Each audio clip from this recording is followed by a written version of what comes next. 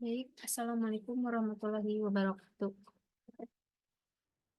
Bismillah, alhamdulillah, alhamdulillahirabbil alamin, wa bihi nasta'in, wa la ilaha illa wassalatu wassalamu ala rasulina wa mursalin, wa ala alihi wa sahbihi ajmain, amma ba'du. Pertama-tama dan yang paling pertama, marilah kita panjatkan puji beserta syukur kita kehadirat Allah Subhanahu wa taala yang mana telah mengumpulkan kita pada malam hari ini, yang mana pada malam hari ini kita akan membahas tentang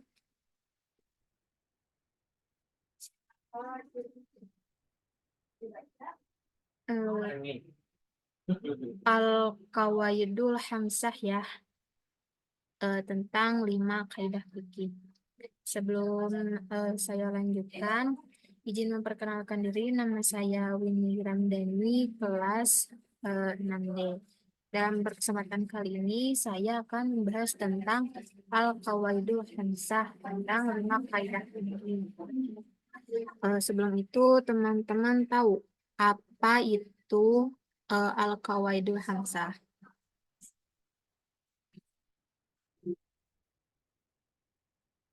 Al-Qawaidul Hamsah terdiri dari 5 kaidah utama dalam ilmu fikih yang menjadi dasar dalam pengambilan keputusan hukum Islam. Kaidah-kaidah ini mempermudah ulama dalam mengadakan fatwa dan menyelesaikan berbagai masalah yang berkaitan dengan hukum syariat. Selanjutnya, yang pertama, di sini teman-teman bisa lihat ada kaidah 1 yaitu al-umul bimakasyidah. Artinya segala sesuatu tergantung pada niatnya. Contoh dalam kaidah 1 ini yaitu ibadah. Niat berpuasa untuk mendekatkan diri kepada Allah Subhanahu wa taala berbeda dengan niat tidak makan atau diet.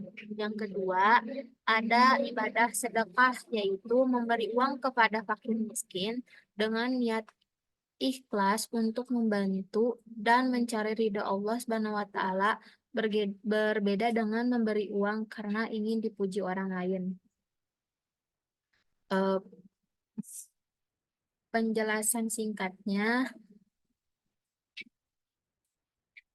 eh, definisinya yaitu tindakan manusia yang dinilai berdasarkan niat yang mendasari, artinya niat adalah faktor utama yang menentukan nilai suatu perbuatan dalam pandangan syariat Islam. Menurut hadis Rasulullah SAW bersabda, sesungguhnya segala perbuatan itu tergantung pada niatnya, dan setiap orang akan mendapatkan sesuai dengan apa yang diniatkan. Hadis riwayat Bukhari dan Muslim. Dalam pengaplikasiannya, kaidah ini memisahkan antara ibadah dan kebiasaan sehari-hari, sehingga membedakan antara perbuatan yang sama dengan niat yang berbeda. Selanjutnya, ada eh, kaidah 2 yaitu al-masyakkah tajlibut taisir. Artinya kesulitan mendatangkan kemudahan. Di sini ada salah satu contoh ibadah yang pertama yaitu ibadah tayamum. Diperbolehkan sebagai pengganti wudhu ketika tidak ada air. Selanjutnya, sholat jamak dan qashar diperbolehkan bagi musafir orang yang sedang dalam perjalanan jauh.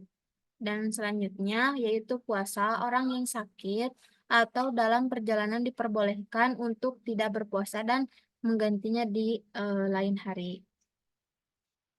Eh, untuk penjelasannya, ketika seseorang menghadapi kesulitan, syariat Islam memberikan keringanan atau kemudahan. Kaidah ini menunjukkan bahwa hukum Islam bersifat fleksibel dan memperhatikan kondisi manusia.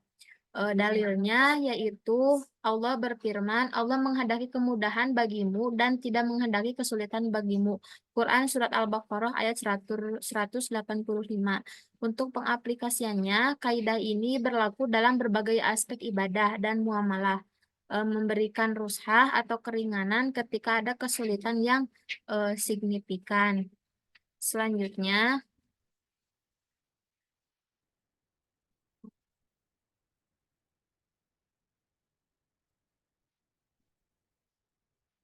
Kaidah 3. Kaidah 3 yaitu al-yakin la yazulu bisyak. Artinya keyakinan tidak dapat dihilangkan oleh keraguan. Salah satu contoh ibadahnya yaitu wudhu. Seseorang yang yakin telah berwudhu jika perlu meluangkan waktu hanya karena timbul keraguan apakah wudhunya batal atau tidak, kecuali ada bukti yang jelas seperti melihat basah di tempat tertentu. Selanjutnya yaitu perdagangan. Jika seseorang yakin telah melakukan transaksi jual beli yang sah, keraguan setelahnya tidak membatalkan transaksi tersebut kecuali ada bukti yang mengindikasikan sebaliknya. Adapun penjelasannya yaitu eh, definisinya suatu hukum yang sudah yakin dengan pasti tidak dapat digugurkan atau diragukan hanya karena ada keraguan.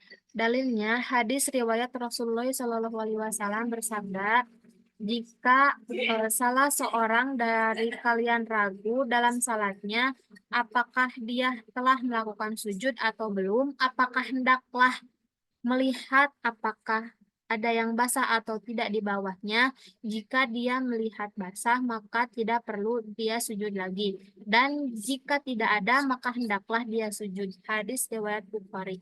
Pengaplikasiannya yaitu kaidah ini berlaku dalam kegiatan ibadah dan transaksi, mengingatkan bahwa keyakinan dan sudah tegun tidak dapat dirusak oleh keraguan yang ditimbul belakangan.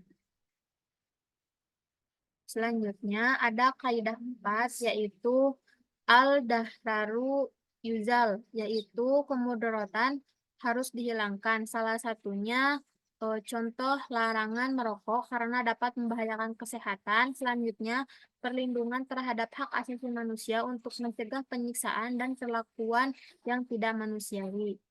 Untuk penjelasan singkatnya, yaitu kaidah ini menegaskan bahwa syariat Islam segala bentuk kemudaratan atau bahaya harus dicegah atau dihilangkan. Untuk dalilnya, prinsip didasarkan pada beberapa dalil, termasuk hadis riwayat Rasulullah SAW yang menyatakan bahwa Islam datang untuk melindungi 5 hal, termasuk agama, jiwa, akal, harta, dan keturunan. Untuk pengaplikasiannya, dalam hukum pidana, keadilan harus dilakukan tanpa menimbulkan kerusakan yang lebih besar kepada individu atau masyarakat. Dalam ibadah, larangan melakukan hal-hal yang membahayakan diri sendiri atau orang lain. Selanjutnya, al-adat muhkamah artinya adat kebiasaan dapat dijadikan hukum. Contohnya yaitu upacara adat pernikahan yang diakui oleh masyarakat setempat dapat digunakan sebagai dasar sahnya pernikahan dalam syariat Islam. Selanjutnya yaitu praktik adat dalam proses musyawarah dan menyelesaikan konflik di masyarakat dapat menjadi landasan dalam penentuan keputusan hukum. Untuk penjelasannya, kaidah ini menyatakan bahwa adat atau kebiasaan yang tidak bertentangan dengan syariat Islam dapat dijadikan sebagai sumber hukum. Dalilnya, prinsip ini berdasarkan pada hadis yang menyatakan bahwa ada yang dianggap baik oleh masyarakat Muslim, maka hal tersebut dianggap baik di sisi Allah. Untuk pengaplikasiannya, menerima dan mengkomunikasi praktik adat dalam aspek-aspek kehidupan sehari-hari seperti pernikahan, warisan, dan perdagangan. Menggunakan adat lokal sebagai panduan dalam pengambilan keputusan asalkan tidak bertentangan dengan nilai-nilai Islam. Untuk kesimpulannya, Al-Qawaidul Hamzah ini memberikan panduan dalam pengambilan keputusan hukum Islam. Kaidah-kaidah ini memberikan bahwa hukum Islam tetap relevan dan dapat diaplikasikan dalam berbagai situasi dan kondisi. Memahami dan menerapkan kaidah-kaidah ini membantu dalam menjelaskan kehidupan sesuai dengan syariat Islam secara lebih mudah dan bijaksana. Mungkin itu saja yang dapat saya sampaikan. Kurang lebihnya mohon maaf. Wabillahi taufiq wal hidayah, waridul walinayah, wassalamualaikum warahmatullahi wabarakatuh.